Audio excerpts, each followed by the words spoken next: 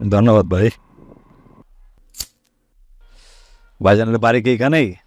এই তো পিছনে। কি করেন? নৌকা আছে, মাছ ধরি। বাচ্চা কাচ্চা আছে 4 জন। এই নৌকা দিয়ে মাছ ধরে পরিবার চালাইতে পারেন? চলে, চললে যায়, আল্লাহ চালে।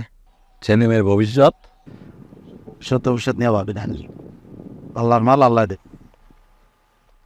ভাই শোনেন, এই যে বর্তমানে আপনার যে অবস্থা, তার চেয়ে অনেক খারাপ অবস্থা একসময় আমার ছিল। কিন্তু আজকে আমার 2টা জুতার ফ্যাক্টরি, একটা বিড়ির ফ্যাক্টরি, ঢাকা শহরে আমার 8টা ফ্ল্যাট, 10 তলা একটা বিল্ডিং, গাড়ি, বাড়ি, ছেলে মেয়ে বড় বড় স্কুলে, নামি দামি স্কুলে পড়াশোনা করে। এটা দিয়ে আমি কি করুন? আরে ভাই, আজকে আমার যে অবস্থা সেটা তো এমনি এমনি হয় নাই। এই জন্য আমাকে পরিশ্রম করতে হয়েছে, প্রচুর পরিমাণে দিনে রাতে পরিশ্রম করছি, আমার মেধা কাটাইছি। এরপর আমি আজকে এই অবস্থায়।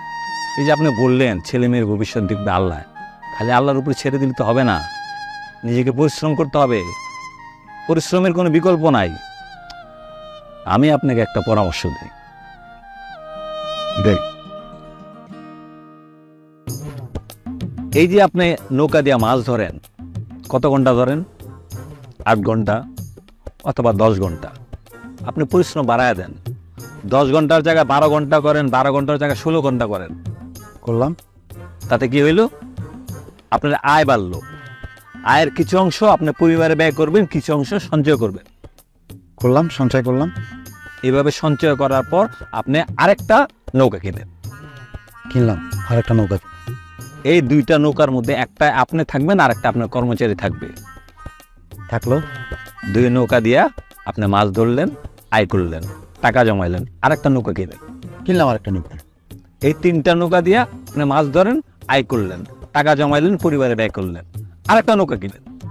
4টে নৌকা। এই 4টা নৌকা দিয়ে আপনি দিনে রাত কাজ করবেন, পরিশ্রম করবেন, নিজের মেধা দিয়া কাজ করে আগায় যাবেন, টাকা সঞ্চয় করবেন, তারপর এক সময় নৌকা বিক্রি করে দেন। বিক্রি করে দিন? হ্যাঁ, আপনি নৌকা বিক্রি করে একটা ট্রলার কিনবেন। হ্যাঁ, কিনলাম, একটা ট্রলার কিনলাম। ওই ট্রলারে থাকবে আপনি আর আপনার লোকজন। প্রচুর মাছ, প্রচুর ইনকাম চলতেছে, দিনের পর দিন পরিশ্রম করে যাচ্ছেন, টাকা জমাচ্ছেন, তারপরে ট্রলারটা বিক্রি করে ফেলা। দিলাম। বিক্রি করে দেয়া একটা বড় ট্রলার কিনেন, যেই ট্রলার দিয়ে সমুদ্রে মাছ শিকার করা যায়। বড় ট্রলার কিনলাম। কিন্তু সমুদ্র আপনি যাবেন না, সমুদ্রে যাওয়া তো রিস্ক, যে কোনো সময় প্রাণনাশ হইতে পারে। ওইখানে যাবে আপনার লোকজন, আপনার কর্মচারী, তারা মাছ ধরবে, আপনি শুধু মোকামে বসা টাকার হিসাব করবেন, টাকা গুনবেন। গুনলাম। এখন আপনি এই ট্রলার আর আপনার এই মাছের ব্যবসা দেখায় ব্যাংক থেকে বড় পরিমাণে লোন নেবেন। নিলাম, লোন নিলাম। এই লোন নিয়ে আপনি একটা জাহাজ কিনবেন, বড় জাহাজ। বড় জাহাজ কিনলাম। এরপর মাছ বিক্রি করা বন্ধ করে দেবেন। বন্ধ করে দিব? হ্যাঁ, আপনি ঢাকায় বড় একটা অফিস নেন, সেখানে বিবিএ করা, এমবিএ করা পোলাপান আপনার কর্মচারী হিসেবে নেবেন। আর দেশে কোনো মাছ বিক্রি করবেন না, সব মাছ বিদেশে এক্সপোর্ট করবেন। খালি ডলার আসবে, ডলার।